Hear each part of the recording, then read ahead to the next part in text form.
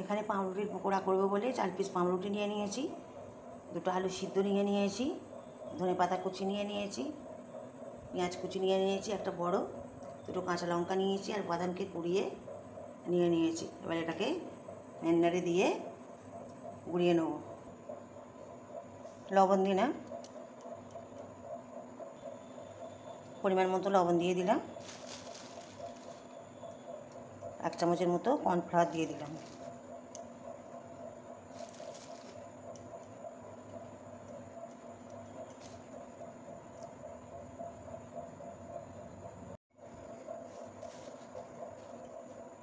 অল্প বেসন দিয়ে দিলাম।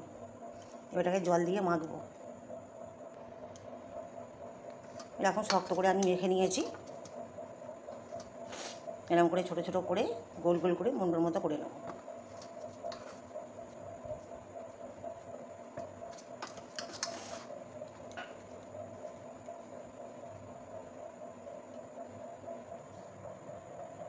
এখানে তেল হয়ে গেছে, তেল দিয়ে দিয়েছি। এবার একটা একটা করে দিয়ে দেবো, একটু কমিয়ে দিলাম।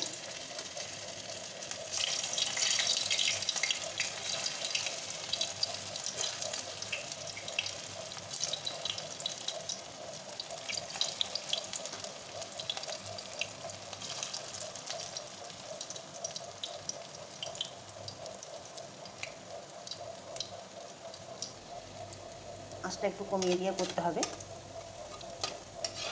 মানে ভেতরগুলো কাঁচা থাকবে।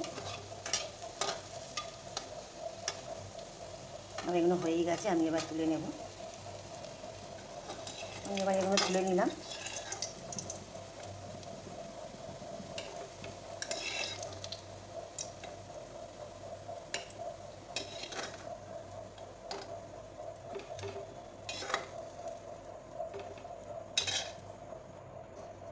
এরকম করে আবার এগুলো ভেজে নেব।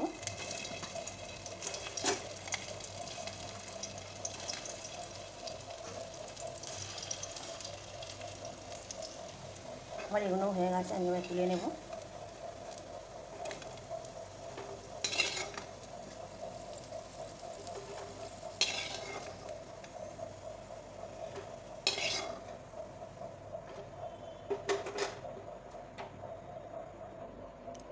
আমি এখানে ধনেপাতার চাটনি করব, পরে দিয়ে খাওয়ার জন্য ধনেপাতা দিলাম,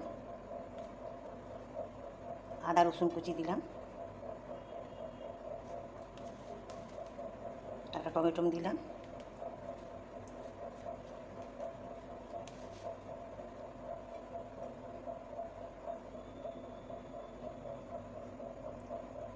অল্প লবণ দিলাম, 1/2 চামচ চিনি দিলাম,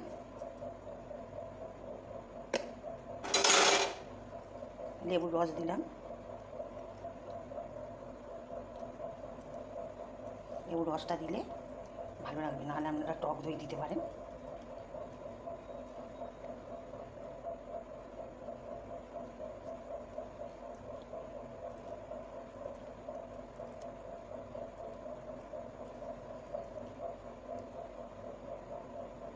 এটাকে এবার পেস্ট করে নেব।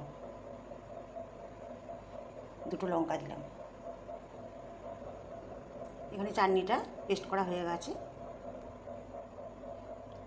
আমার পাউরুটির পকোড়া আর ধনেপাতার চাটনি রেডি। দেখুন খুব সুন্দর হয়েছে, মচমচে।